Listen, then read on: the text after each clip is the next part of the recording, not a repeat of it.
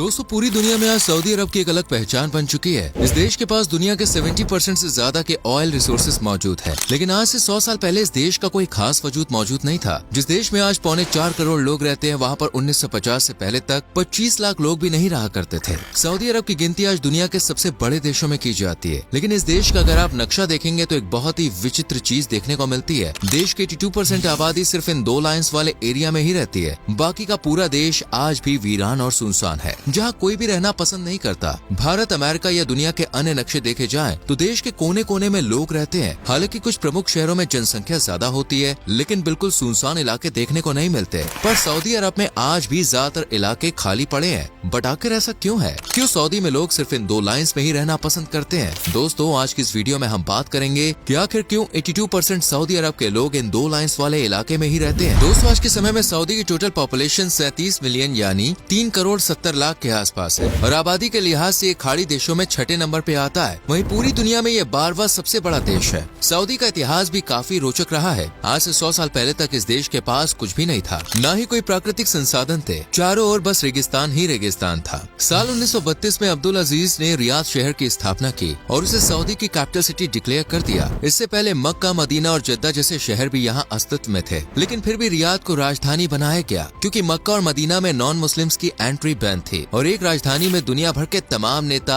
हस्तियां और डिप्लोमेट्स का आना जाना लगा रहता है। इस कारण बहुत सोच समझकर ही रियाद को राजधानी बनाया गया था। दोस्तों, आप अगर सऊदी का मैप देखेंगे तो एक बहुत ही अजीब चीज देखने को मिलती है। देश की 80% से ज्यादा आबादी इन 2 लाइन्स वाले एरिया में रहती है। अधिकतर आबादी रेड सी के पास ही रहती है। मक्का, मदीना और जद्दा भी इसी लाइन पर बसे हुए हैं। वहीं दूसरी लाइन सऊदी को 2 पार्ट्स में डिवाइड करती है। ये लाइन रेड सी से पर्शियन गल्फ तक जाती है और यहाँ पर पिछले करीब 60-70 साल पहले ही लोगों ने रहना शुरू किया है। इस लाइन पर रियाद और दमम जैसे शहर बसे हुए हैं। इसके अलावा बाकी जो हिस्सा आपको नजर आ रहा है, वहाँ पर है विशाल रेगिस्तान, जिसका नाम अल नफूर डेजर्ट है। ये डेजर्ट जॉर्डन के पास मौजूद है। तो वहीं दूसरा रेगिस्तान है रूब अल खाली। ये ओमान और यमन के पास स्थित है और इसे एम्प्टी क्वार्टर के नाम से भी जाना जाता है। जैसा कि नाम से ही पता चल रहा है कि ये जगह पूरी तरह से खाली है। यहाँ पर ना तो कोई रोड है, ना रेलवे, ना ही घर है और शहर, और ना ही किसी प्रकार का इंफ्रास्ट्रक्चर। इस जगह पर रहना इंसानों के लिए बहुत मुश्किल है। यहाँ पर आए दिन रेत के तूफान आते रहते हैं। इन तूफानों की रफ्तार दोस्तों बहुत ज्यादा होती है और ऊंचाई 330 मीटर तक होती है। इस रेगिस्तान में गर्मियों के समय तापमान 55 डिग्री से भी ज्यादा पहुंच जाता है, तो वहीं रात के समय तापमान -7 डिग्री तक लुढ़क जाता है। इतने खराब मौसम के कारण यहाँ पर हमेशा से ही ट्रेड करना काफी मुश्किल रहा है। प्राचीन समय में जिन राजाओं और सल्तनतों ने सऊदी पर राज किया, उन्होंने भी रेगिस्तानी इलाके पर ज्यादा गौर नहीं किया। इसकी देखरेख का खर्चा राजा पर भारी पड़ता था, इसलिए ये जगह हमेशा से ही आइसोलेटेड रही है। इस रेगिस्तान को आज के समय में मॉडर्न व्हीकल्स की मदद से फिर भी पार किया जा सकता है, लेकिन पहले के समय में कोई रब अल खली रेगिस्तान को पार करने की हिम्मत नहीं करता था। साल 2018 में सऊदी से ओमान तक एक हाईवे भी बनाया गया था। इससे पहले अगर सऊदी से किसी को ओमान जाना होता था तो यूएई घूमकर ही जाना पड़ता था, लेकिन हाईवे के कारण रास्ता बहुत छोटा हो गया। आने वाले समय में इस इलाके में और भी ज्यादा तरक्की देखने को मिल सकती है, लेकिन सवाल ये आता है कि आज तक इन इलाकों में कोई रहने क्यों नहीं आया, या फिर ये इलाके इतने खाली क्यों हैं? क्यों सिर्फ 2 लाइन पर ही लोगों ने अपना घर बसाना सही समझा? सबसे पहले एनवायरमेंटल चैलेंजेस की बात करते हैं। जैसे कि हमने आपको बताया, एम्प्टी क्वार्टर्स में तापमान बहुत ज्यादा ऊपर नीचे होता है। कभी तापमान 55 से 60 डिग्री तक पहुंच जाता है, तो कभी -7 डिग्री तक लुढ़क जाता है। इतने डाइवर्स मौसम में सर्वाइव करना इंसानों के लिए मुमकिन नहीं है। इसके अलावा ह्यूमिडिटी लेवल बहुत हाई होता है और आसपास पानी होने के बावजूद किसी प्रकार की ठंड महसूस नहीं होती। इस कारण ये जगह दुनिया में सबसे अजीब और विचित्र मानी जाती है। गर्मी और ह्यूमिडिटी का ऐसा कॉम्बिनेशन आपको दुनिया में कहीं और देखने को नहीं मिलेगा। ह्यूमिडिटी और हीट का लेवल अगर बढ़ता है तो फिट और हेल्दी पर्सन की भी कुछ ही घंटों में मौत हो सकती है। गर्मी से बचाव के लिए पूरे कपड़े पहनना बहुत जरूरी है, नहीं तो जान जाते बिल्कुल भी देर नहीं लगेगी। रेगिस्तान में ही इंसान तड़प तड़प कर अपना दम तोड़ देगा। इसके अलावा लाइन्स पर रहने की एक वजह है पानी। सऊदी अरब दुनिया का सबसे बड़ा देश है जहाँ एक भी नदी मौजूद नहीं है। सऊदी के अलावा यमन, ओमान, यूएई, कतर और कुवैत में भी कोई नदी नहीं है। बिना नदी के इतने बड़े देश में पानी की कमी कैसे पूरी होती होगी? सऊदी में साल भर बारिश भी ना के बराबर ही होती है और बीच वाली लाइन में या रियाद के आसपास फिर भी थोड़ी बहुत बारिश देखने को मिल जाती है। लेकिन रेगिस्तानी इलाकों में तो सालों या दशकों तक पानी की एक बूंद भी नहीं बरसती। सऊदी में सिर्फ 0.5% जगह ही ऐसी है जहाँ किसी प्रकार की खेती बाड़ी की जा सकती है। सरकार ने लोगों से कहा है कि ऐसी फसलें उगाई जाएं जिनमें पानी का इस्तेमाल कम से कम हो। बाकी खाने पीने का सारा सामान सऊदी में अन्य देशों से इम्पोर्ट किया जाता है। सऊदी में कुछ पानी के कुएं मिले थे, लेकिन अनुमान के मुताबिक 2030 तक वो सभी भंडार खाली हो जाएंगे। हालांकि सऊदी इनसे निपटने के लिए पहले ही इंतजाम कर रखे है। सऊदी पिछले कई सालों से समुद्र के पानी को फिल्टर कर इस्तेमाल कर रहा है, जिसके लिए जगह जगह डिसैलिनेशन प्लांट्स भी लगाए गए हैं। ये प्रोसेस थोड़ा महंगा जरूर है, लेकिन सऊदी को इस बात से कोई फर्क नहीं पड़ता, क्योंकि उसके पास पैसों की कोई कमी नहीं है। सऊदी के प्रमुख शहरों तक पानी की लाइंस बिछी हुई है। रेगिस्तानी इलाकों में पानी पहुंचना अपने आप में किसी चुनौती से कम नहीं है, और ये भी एक कारण है कि लोग इन इलाकों में रहना बिल्कुल भी पसंद नहीं करते। सऊदी के लोगों को एक अच्छी लाइफस्टाइल की आदत पड़ गई है। उन्हें दिन भर एयर कंडीशन रूम में और काम में रहना ही पसंद है। गर्मी से बचने के तमाम इंतजाम शहरों में मौजूद है। वहीं रेगिस्तान में ना तो कोई लाइफस्टाइल है और ना ही करने के लिए कुछ काम, तो ऐसे में भला कौन वहाँ पर रहना पसंद करेगा। सऊदी अरब की गिनती एक इम्पोर्टेंट ट्रेड रूट में की जाती है। पहले के समय में ईरान, इराक, भारत और मिस्र जैसे देशों में बड़ी संख्या में सऊदी के जरिए माल की सप्लाई होती थी। सऊदी के कई व्यापारी काफी अमीर भी हुआ करते थे। इस देश में मक्का शहर के पास एक ताइफ नाम की जगह है, जहाँ की प्राकृतिक सुंदरता अद्भुत है। इस जगह को देखकर आपको लगेगा ही नहीं कि आप किसी गल्फ कंट्री में या आपको यूरोपियन कंट्री जैसा एहसास दिलाने के लिए काफी है। आज के समय में ताइफ एक हिल स्टेशन के रूप में बहुत फेमस है। सैलानी यहाँ पर छुट्टी मनाने आते हैं। यहाँ का तापमान भी काफी सुहाना रहता है और इसलिए यहाँ घूमने में मजा भी आता है। पहले के समय में अमीर लोग अक्सर गर्मियों के दौरान इस हिल स्टेशन पर रहने के लिए आया जाया करते थे। इस इलाके में बारिश भी ठीक ठाक होती है, लेकिन आगे का इलाका पूरा रेगिस्तान है, जहाँ कोई बारिश नहीं होती। भले ही देश में पानी की किल्लत है, लेकिन फिर भी सरकार किसानों को पानी पर सब्सिडी मुहैया कराती है। दम्माम आज के समय में सऊदी अरब का एक प्रमुख शहर है, लेकिन साल 1920 से पहले यहाँ पर 100 लोग भी नहीं रहते थे। बाद में यहाँ पर ऑयल रिजर्व्स की खोज की गई और आज ये शहर एक प्रमुख ऑयल हब बन गया है। 22 लाख से ज्यादा लोग इस शहर में रहते हैं। ये एक मेट्रोपॉलिटन सिटी है, जहाँ पर अन्य कई देशों से लोग रोजगार की तलाश में आते हैं। सऊदी के पास असली पैसा साल 1970 के बाद से आना शुरू हुआ। जब दुनिया में कच्चे तेल की डिमांड बढ़ी तो उसकी भरपाई सऊदी ने ही पूरी की, और यहाँ की सरकार ने अपने नागरिकों पर कोई भी टैक्स नहीं लगाया। एजुकेशन, घर, रोटी, खाना, रोजगार जैसी सभी बुनियादी जरूरतें पूरी करने की जिम्मेदारी सरकार ने ली। सरकार ने लोगों पर दिल खोलकर पैसा खर्च किया। इस कारण मार्केट में जॉब्स की डिमांड भी बढ़ी, लेकिन सऊदी के लोग किसी भी प्रकार की मजदूरी या लेबर वाला काम नहीं करना चाहते थे, जिस कारण भारत, पाकिस्तान, इजिप्ट, बांग्लादेश, फिलीपींस और इंडोनेशिया जैसे देशों से मजदूरों को यहाँ पर लाया गया।